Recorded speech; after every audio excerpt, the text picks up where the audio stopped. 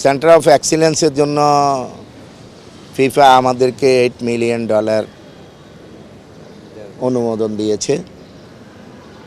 তো সেক্ষেত্রে শর্ত ছিল যে বাফুফের নিজস্ব জমি থাকতে হবে।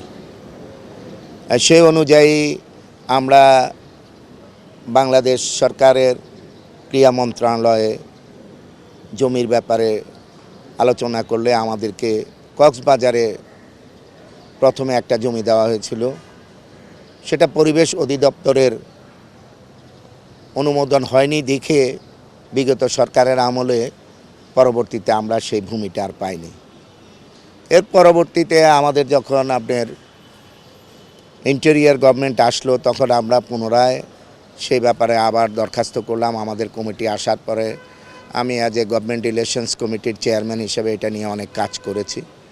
কক্সবাজারে আমাদেরকে আরেকটা জমি দেওয়া হলো পূর্বের গভর্নমেন্টের রিকমেন্ডেশন অনুযায়ী, এবং সে অনুযায়ী আমাদেরকে জমি দেওয়া হয়েছে, কিন্তু একটা শর্ত জুড়ে দেওয়া হয়েছে। শর্ত হলো যে আমাদেরকে সেইখানে জমিটাকে ক্রয় করে নিতে হবে, এবং জমিটা ক্রয় করার জন্য দেখা যায় যে প্রায় 8 কোটি টাকার উপরে লাগে। এক্স্যাক্টলি ফিগারটা আমার মনে নেই, তবে 8 কোটি টাকার উপরে। তা আমাদের বক্তব্য হলো যে বাংলাদেশ ফুটবল ফেডারেশন বাংলাদেশের ফুটবল নিয়ে কাজ করে, এটা একটা অলাভজনক প্রতিষ্ঠান, এটা কোনো ব্যবসায়িক প্রতিষ্ঠান না। আমরা ফিফা, এএফসি, সাপ এদের অনুদান দিয়ে আমরা বাংলাদেশে খেলাধুলা পরিচালনা করি। এর বাইরে বাংলাদেশের বিভিন্ন স্পন্সর আছে, এখন আমাদের স্পন্সর আছে UCB bank, Dhaka bank, United health care, BSRM, পুষ্টি, বিভিন্ন সেক্টরে বিভিন্ন স্পন্সর নিয়ে স্পেসিফিক আইটেমের উপরে তারা স্পন্সর দেয়। সেই স্পন্সর নিয়ে আমরা খেলাধুলাগুলো পরিচালনা করি। যার কারণে যেহেতু এটা একটা অলাভজনক প্রতিষ্ঠান, সেই কারণে একটা জায়গা কেনার মতো 8.5 কোটি টাকা আমাদের পক্ষে দেওয়া সম্ভব না। সেই হিসাবে আমাদের বর্তমান গভর্নমেন্ট, আমাদের জনাব তারেক রহমান সাহেব প্রধানমন্ত্রী, ওনার যেই সরকার, সেই সরকার আসার পরে আমরা মাননীয় প্রতিমন্ত্রী মহোদয়ের দৃষ্টি আকর্ষণ করি। উনি বিষয়টি ওনার নলেজে নিয়েছেন, আমরা ওনার সাথে কাজ করতেছি। সরকার ইনশাআল্লাহ আন্তরিকভাবে আমাদেরকে হয়, আমরা চেয়েছি যে আমাদেরকে এই 8 কোটি টাকা আপনারা অনুদান দেন, আমরা জায়গাটা কক্সবাজার ডিসি থেকে কিনে নিই, অথবা আমরা বলেছি যে আমাদের এই টাকাটা মওকুফ করে দেওয়া হোক।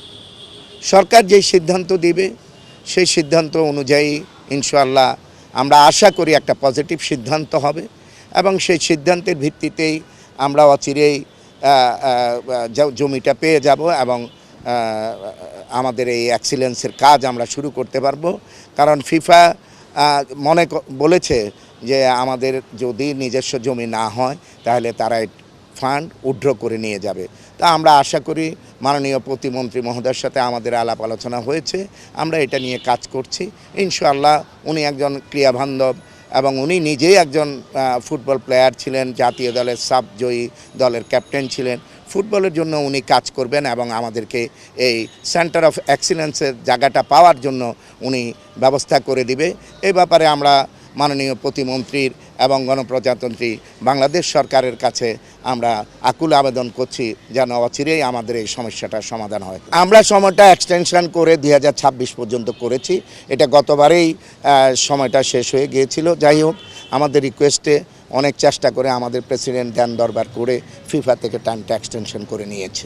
কাজ শুরু করে আমাদের জমি তাদেরকে দলিল দিতে হবে, দিলে তারা আমাদের যেই ফান্ডটা আছে ওইটা ফান্ড রিলিজের অর্ডার দিবে, তখন আমরা কাজ শুরু করতে পারবো। বাট আমাদেরকে কাজ শুরু করতে হবে।